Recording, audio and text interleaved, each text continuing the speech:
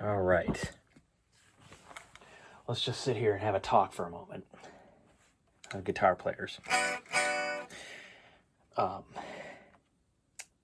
So I guess the question does get asked a lot, and this is kind of a hackneyed subject, you know. It's rather an overdone topic, but I'm gonna say my piece on this anyway because everybody else gets to, so do I.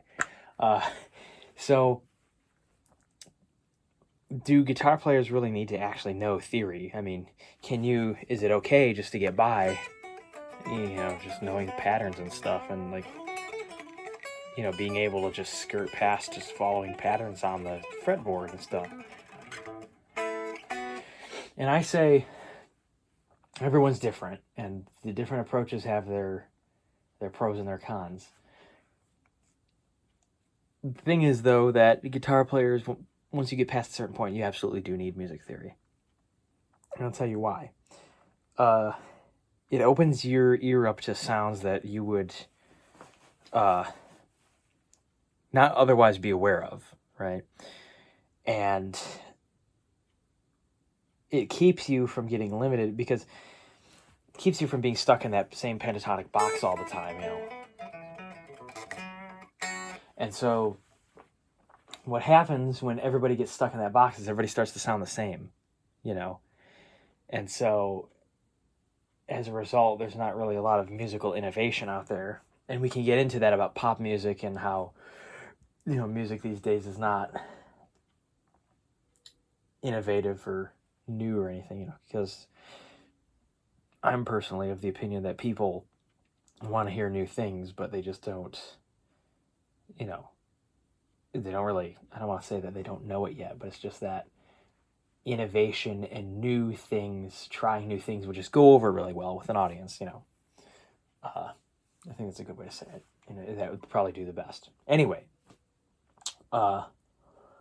so I guess this would keep you from sounding like other people. It keeps you from being limited. It gives you new sounds that you wouldn't otherwise know about. Like, I'll just use an example here. Like, if I take this, let me just angle this down a little bit here so you can see my hand. If I take the C minor chord here, right? Now I am, I'm tuned to E flat, so,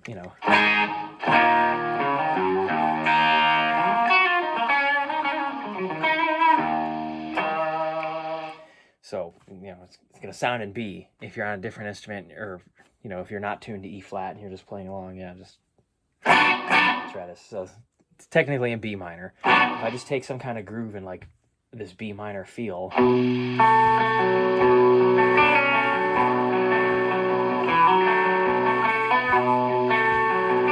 it could be anything,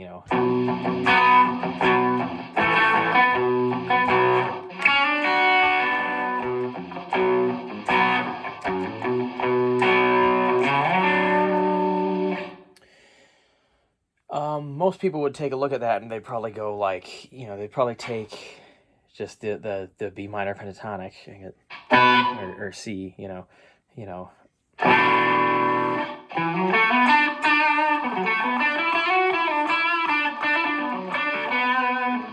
maybe this box here. Or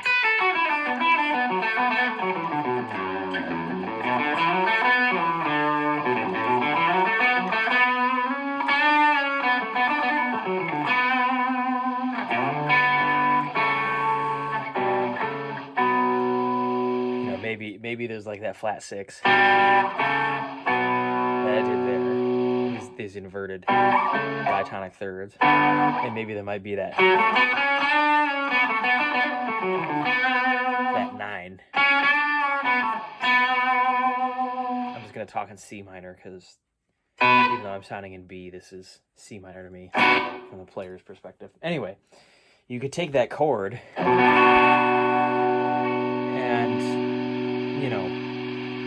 you're playing that minor pentatonic, but you don't really know what it is. But if you approach music theory from like the perspective that they do like in school when they're showing you, I have problems with how it's taught in colleges, but let's just use that for now. And they take your minor key, right? Okay, so you're gonna do they teach you the natural minor scale, right? 1, 2, flat 3, 4, 5, flat 6, flat 7, 1.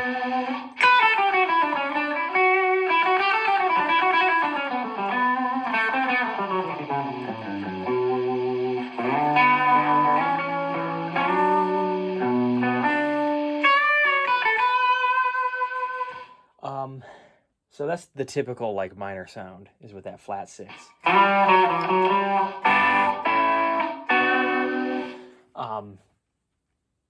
Now there's the Dorian scale, which these are modes of the major scale, right? So you take the major scale and you basically start the modes are a whole other subject. But anyway, modes are something that learning music theory gives you access to. I'll just put that very clearly, right? And so what happens is when you have access to those things and you have just a C minor chord, you can look at that from all kinds of different angles. You can look at that as like when you're composing, you can say, oh, maybe this is a 2 chord. Make it a minor 7 instead of just a triad. You can look at that as a 2 chord and you can say,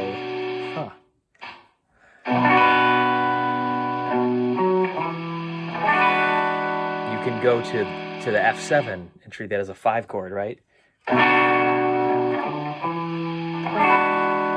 resolve it to a B flat major 7 with a 9 and a 13 on it. So you can look into that context harmonically. You can look at it as a 6 chord. You can say, okay, this is C minor. Well, that means we're just in E flat major.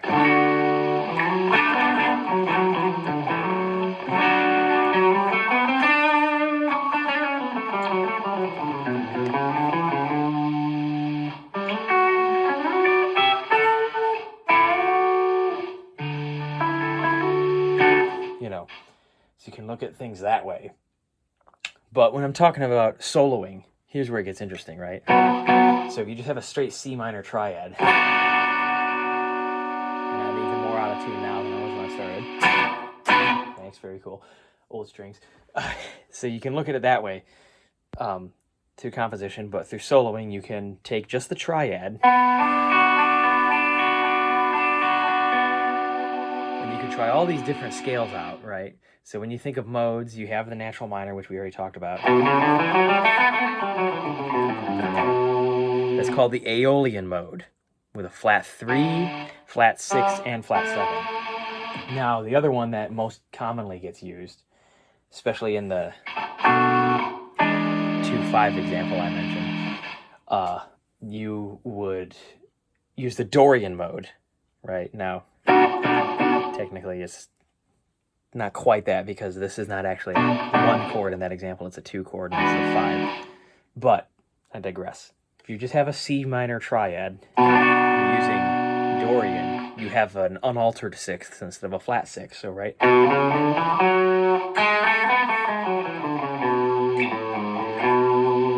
So that's where you get this sort of like a...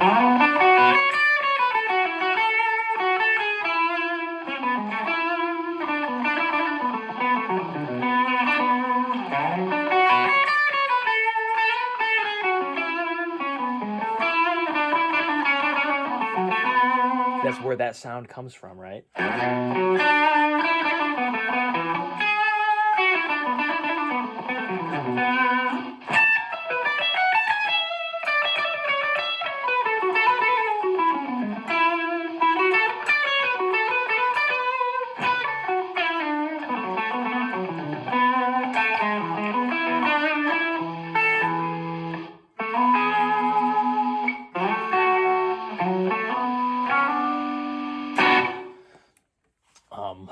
So those are 2 pretty basic examples that you can do over that minor chord.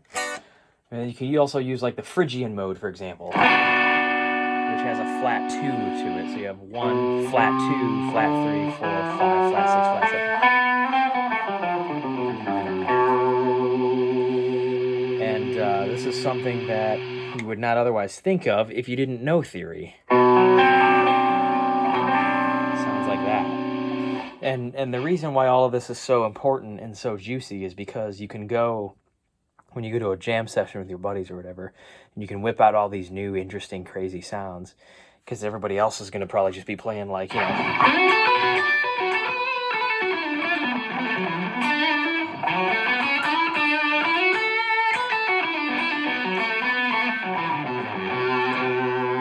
or whatever. You can bust out your Phrygian scale over that C minor, and you can be kind of like, you'll be hitting all kinds of notes that guys are not used to hearing.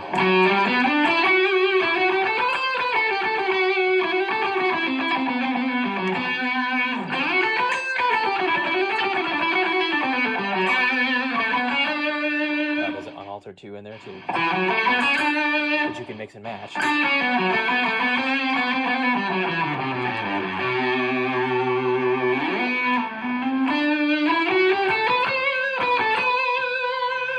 So I guess the point here is just that you do need theory because you need to be able to get outside of that box for composition and improvisation and all that stuff.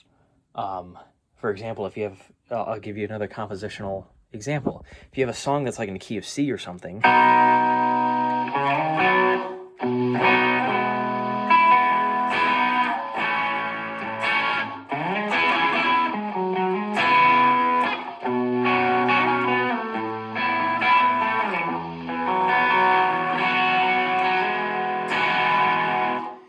and you want to put a key change in it, right?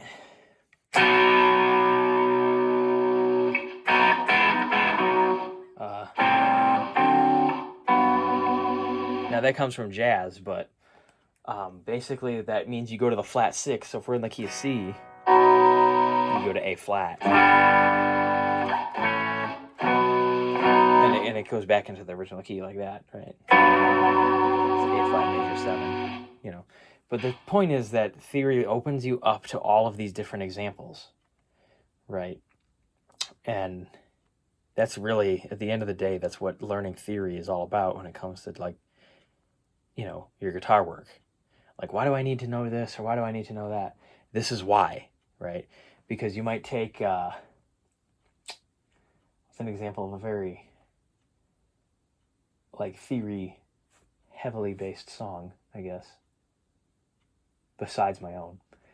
I'm not really sure off the top of my head, but, you know, there are songs that do that. Let's go to the major. You want to put a key change in. That's where you get a lot of the information from, because you might hear a Joni Mitchell song. There's something good. I'll go to A, where she's got this sort of thing going on.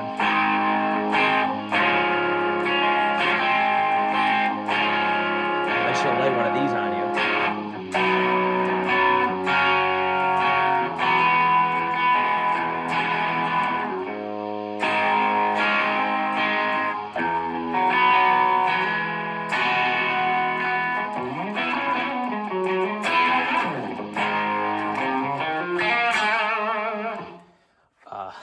She doesn't sound exactly like that, but her chord progressions do. She likes that flat 6. Joni Mitchell loves the flat 6 in her songs, right? And that's really what it is. This is kind of like a trade secret as an artist.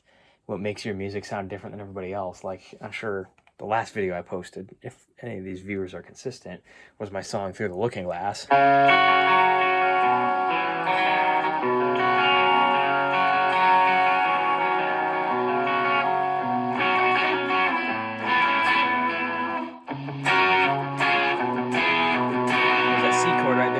A flat.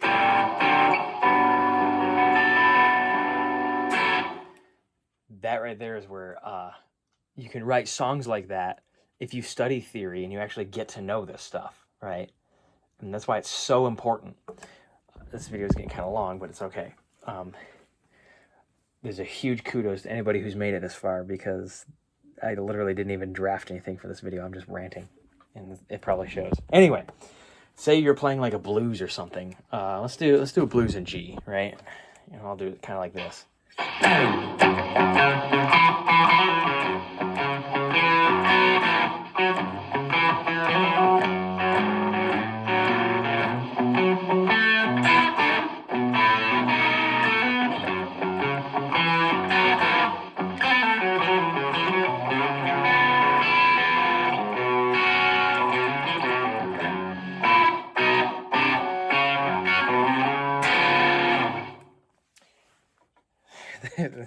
that's how I would do a blues. But anyway, there's a lot of stuff there. I'm just gonna focus in on one tiny little thing right now, and that is soloing, right?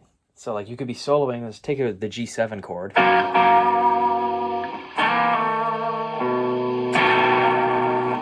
Once the G7 to the C7, right? You'll notice that if you take root and shell, which is just root plus third and flat 7 of both chords, and then take root plus third and flat 7, from 1 to 4, the shell moves down a half step. So basically, you can kind of take that concept and go a bit mad with it and be like, okay, any idea that I play over the 1 chord, in theory, you could just move it down a half step and play it over the 4 chord, right?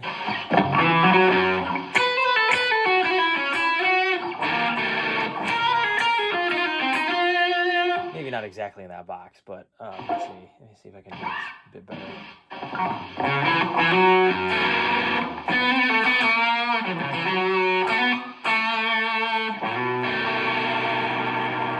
It's hard to demonstrate exactly this way, but you get the idea is that it would give you all these crazy sounds. Like if I go...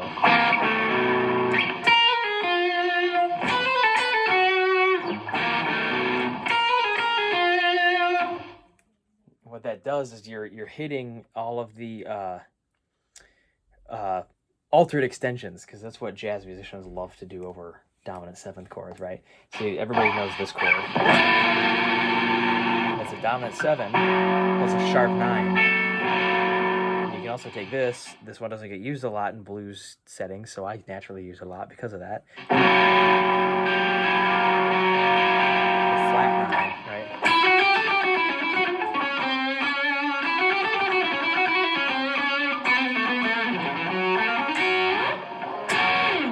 You know, so yeah. It's kind of crazy to explain this way, but basically if I do this sort of idea like I demonstrated, what you're doing when you're hitting that F sharp over the C7, you're actually hitting a flat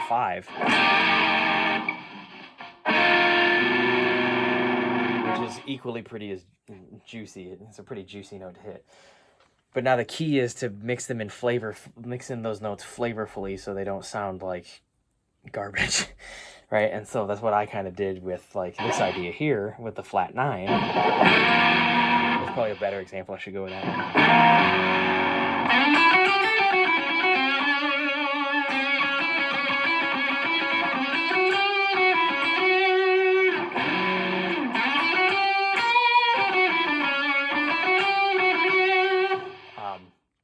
That flat 9 is an alternate extension that you can hit over that,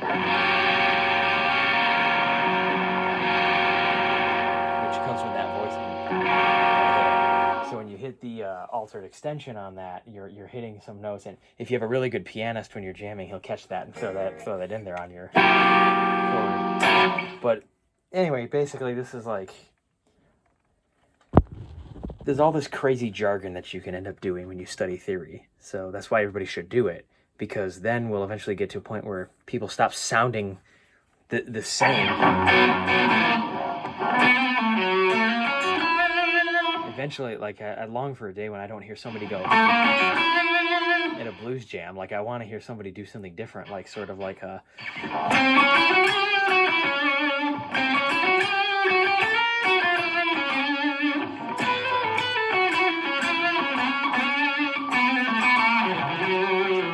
So yeah, I mean, it's kind of the idea, you know, and I'll play it out. Like, I'll do 2 times through a blues, I guess, here, and show you. This is what I don't want to hear, like, typically. This is just personal opinion, but like what this kind of stuff that I don't like to hear all the time is just...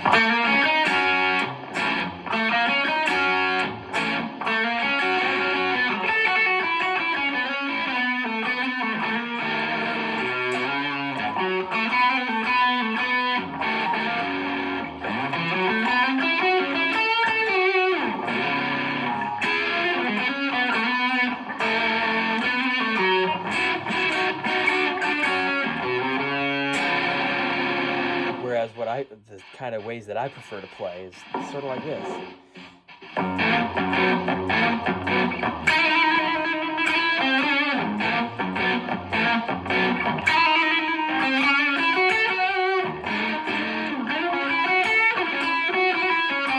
Flat 5.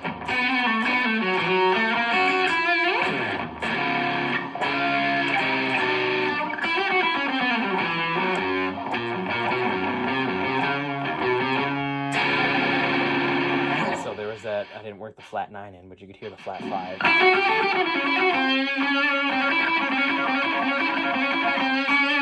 Right there, and you probably heard the diminished scale. Kind of botched.